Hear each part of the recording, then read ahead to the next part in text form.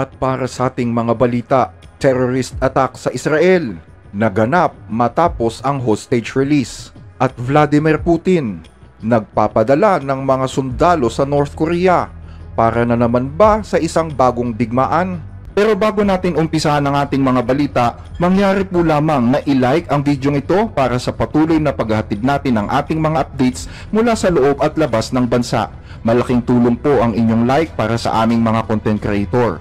Maraming salamat po mga kababayan.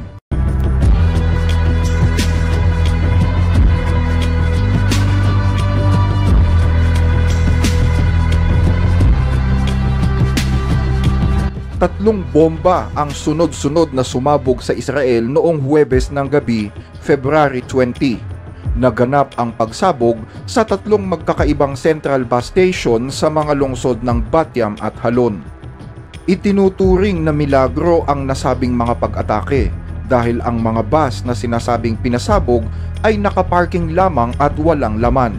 Ayon sa mga investigador, may mga timers umano ang mga nasabing bomba at itinanim sa mga bases para pasabugin sa gitna ng rush hour kinabukasan. Natuklasan din ng bomb exploding unit ang dalawa pang mga bomba na hindi sumabog at ilang mga kahinahinalang bagay sa mga pampublikong sasakyan sa lugar. Naniniwala ang kapulisan na ang mga nasabing pag-atake ay koordinado. I can say that the situation is widespread.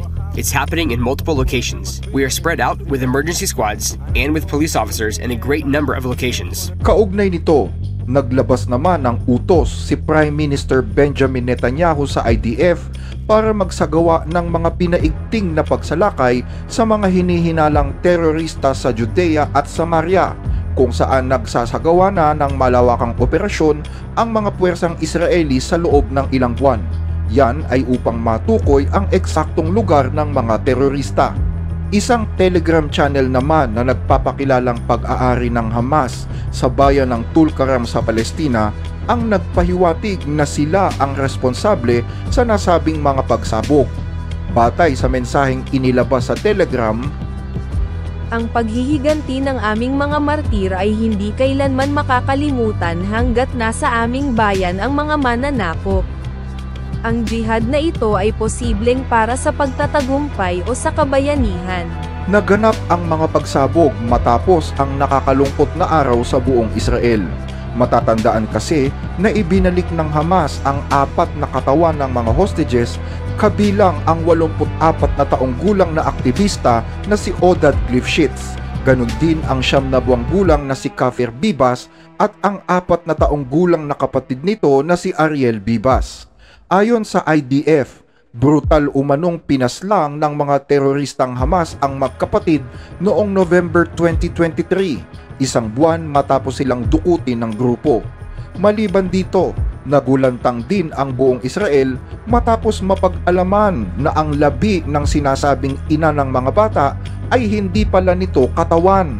Ang laman ng isang kabaong ay katawan pala ng isang babaeng namatay sa Gaza. Sa isang post sa social media, sinabi ni Israeli President Isaac Herzog na ang ginawa ng mga Hamas ay isang kakilakilabot na paglabag sa tigil putukan, isang malupit na gawain ng mga teroristang Hamas na patuloy na nagpapakita ng lubos na kawalang pakialam nila sa sangkatauhan. Today, the heavens shake. The entire civilized world should condemn these horrific murders. The entire civilized world should join Israel in demanding the immediate release of all the hostages. All of Israel is united in grief. Sa isa namang panayam sa CNN, sinabi ni Adam Bowler, US Envoy for Hostage Affairs, na sumasang-ayon ang US na ang ginawa ng Hamas ay maliwanag na paglabag sa kasunduan at sinabing kailangang maibalik nila ang katawan ng ina ng bata. If I have one piece of advice for Hamas now, it's not only do you need to release her body immediately, but we have the bodies of 4 Americans that are still there, and we have 1 American, Don Alexander. He needs to come home. If I were them, I'd release everybody, or they're going to face total annihilation right now.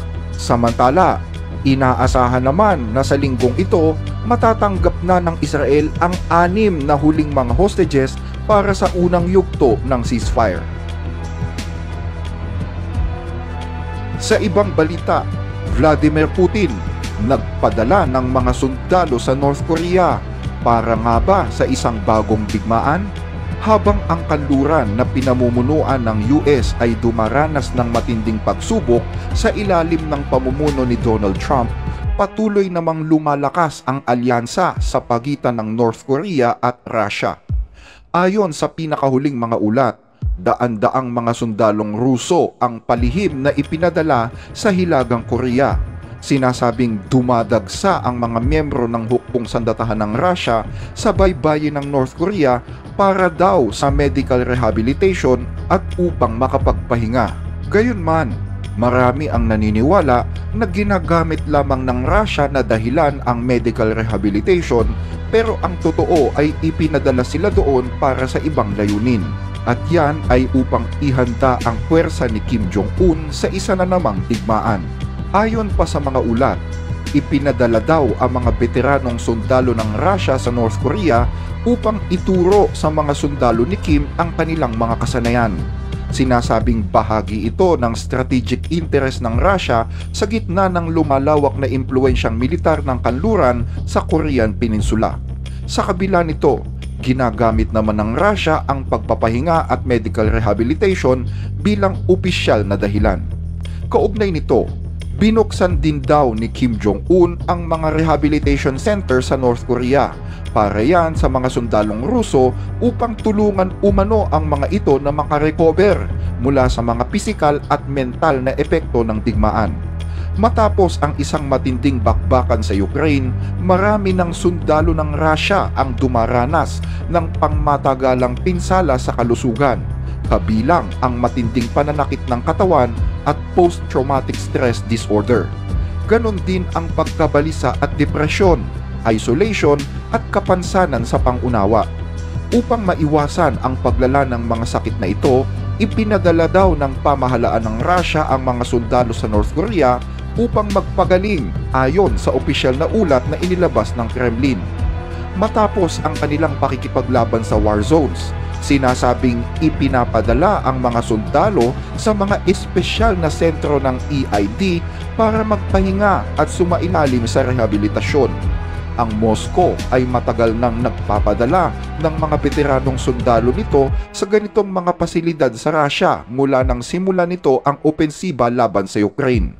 Ngunit ayon sa mga ulat, para sa maraming mga sundalong Ruso, lalo na ang mga galing sa silangan, hindi naman daw sa loob ng Russia nagaganap ang kanilang post-war recuperation, kundi sa isang lungsod sa Hilagang Korea na tinatawag na Onean. Sa isang panayam ngayong buwan, sinabi ng ambasador ng Russia sa Pyongyang na daan-daang sundalong Ruso na lumaban sa Ukraine ang sumasailalim ngayon sa rehabilitasyon sa mga sanitarium at medical facilities ng North Korea. Sinasabing patunay ito ng lumalakas na alyansa sa pagitan ng Pyongyang at Moscow.